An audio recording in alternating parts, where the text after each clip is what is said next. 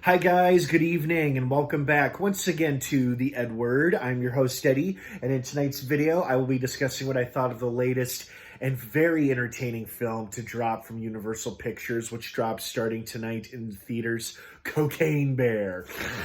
Oh yeah. Oh, what a movie. This movie pretty much delivers exactly what you'd expect it to be. Nothing more, nothing less, just pure entertainment about a bear that gets into a bunch of dumped cocaine and chaos and hilarity ensue. Now, before I get into all of that, of course, please be warned, this is a spoiler-filled review. So if you haven't seen Cocaine Bear yet and you plan to see it at some point this weekend, do not keep watching or listening, as I will be discussing spoilers, plot details, character deaths, because let's be honest, in a movie about a coked up bear, people are going to die. All that jazz. That being said, you have been warned. Let's dive right back into it.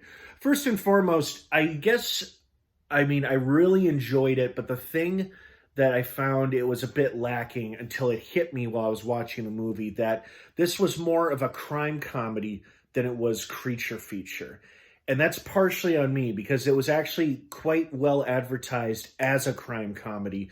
But to me, I think the horror fan in me wanted it to be more of a creature feature. I was very pleased and satisfied with the rampaging bear and a bear attack scenes we did get.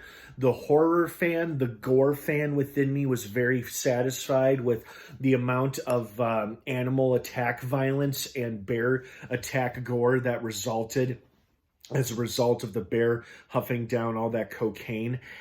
That was quite satisfactory. But the rest of the film, like the scenes with the human characters interacting with and hurting each other in various ways and whatnot, that was definitely more crime comedy territory. And that's okay. This was a good crime comedy. It was a very funny, well done crime comedy with really good elements of what makes a good creature feature. You know, you have an unexpected situation arise involving a variety of unusual characters, well, some more normal than others, and then it's about how they all deal with it or how a lot of them die as a result of it. That's usually the premise of a lot of creature features, some of which are more horror comedies and some of which are more strictly just horror. But this one I would definitely classify as a crime comedy with elements of a creature feature. But I still thoroughly enjoyed it. You know, straight up plot, loosely based on a real story. Cocaine was dumped in the woods of Georgia out of a smuggler plane.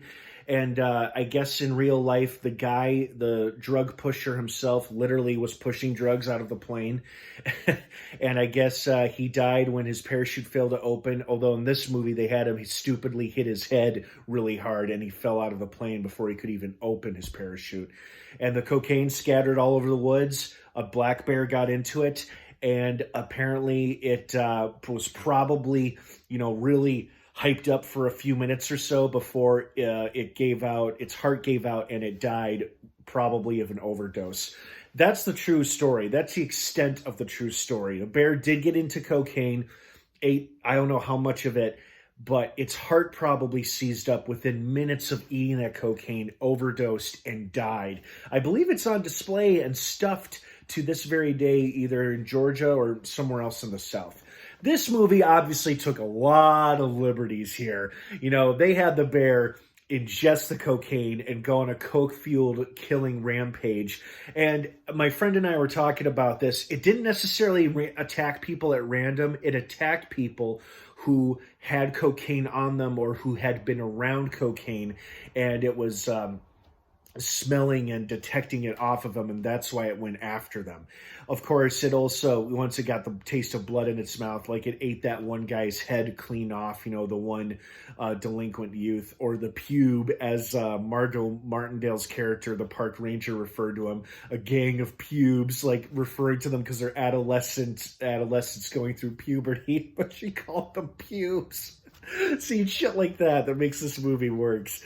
And it was really fun. It was a fun, entertaining movie. It got a lot of laughs. and it was surprisingly gory. You know, I knew it was going to be violent because it's a bear going on a coke-fueled killing rampage, but I was not expecting to see so much guts and blood and just pure animal attack carnage. And speaking of animal attack carnage, I thought it was quite fitting, and I don't think it was a coincidence at all. It could have been a coincidence, but I love the fact that our main villain of the story, which was the late and great Ray Liotta's character, R.I.P. to Ray Liotta, and condolences to his family and friends. He gave a hell of a performance in this movie, and he was so good. Everybody was good, but if this was his final film role, this is pretty great for a final film role, I think, in my book. And I thought it was very funny how this is a Universal film. And another Universal film was The Lost World Jurassic Park, the sequel to my favorite movie, Jurassic Park. In that movie, The Lost World, the main villain gets devoured by both the baby T-Rex and the parent Rex as it watches on with pride, having it taught its young how to hunt and kill. In this movie, Ray Liotta's character, we think he's going to die hanging to death because he's hanging by the duffel bag that he got himself caught in. But then the bear rips him down, carves open his stomach, and his intestines spill out, and the cubs start munching on him, fittingly so, because he had been kicking them around and threatening them with his rifle earlier before he was defeated.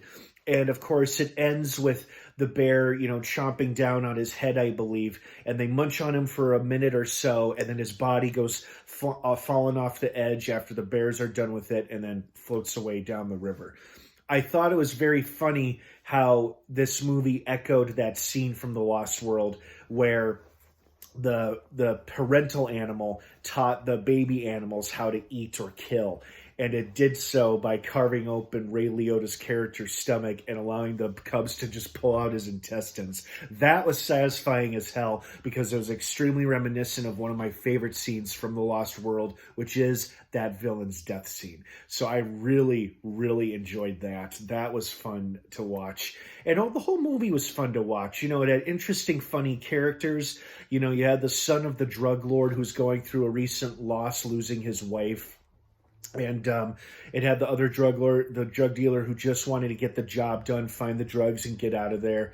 And then you had the park ranger who was infatuated with the environmentalist guy. You had the single mom with the rebellious daughter trying to find her before the bear got to her. You had the ill-fated hiking couple. You had the dedicated cop.